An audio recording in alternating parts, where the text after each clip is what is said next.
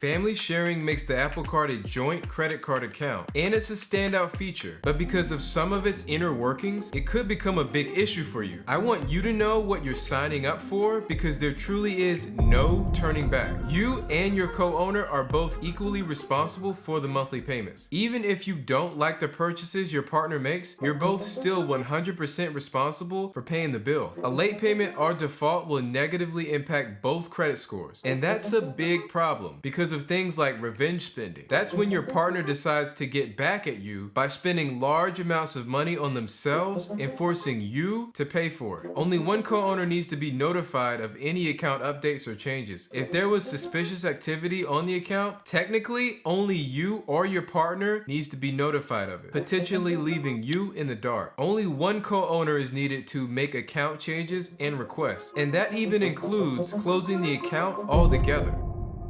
At any moment, your partner could decide to request a credit limit increase. That would trigger a hard credit pull and harm both of your credit scores. Goldman Sachs, which is the Apple Card's issuing bank, is treating you both as if you're one person. If you're not operating as a team and behaving like one person, that can present huge problems. If one or both of you already had an Apple Card account before joining the two, then you both will have access to each other's full previous account history. That includes transaction history, payment activity, payment sources, and account disputes. Your partner can also make payments on the account using your personal payment method, which means your personal checking or savings account. A co-owner can never be removed from the account. The account must be completely closed to remove both partners at the same time. If the account is closed, that would increase your credit utilization rate and harm both credit scores. In a worst case scenario where the best option is closing the account, what happens to you and what are you responsible for? Each person is responsible for everything. Both of you remain responsible for paying the credit card bill. Not even a divorce changes the terms of the original Apple Card user agreement. If you end up going to court and the judge says each of you pays half the bill and your ex doesn't keep up with their end of the deal, Goldman Sachs won't care. You're both still liable for making the payments. Fortunately, each co-owner will keep the cash back they earned individually, and the account can be closed immediately by either person, so no further transactions can be made while both of you work on paying the remaining balance. The closure would decrease each person's available credit limit and increase the credit utilization rate. If either person still wants an Apple Card, they must reapply separately, which will trigger a new hard credit pull and lower the length of credit history if approved. Do you trust anyone enough to share your Apple Card with? If you do, here are some tips so you have a better shot at success.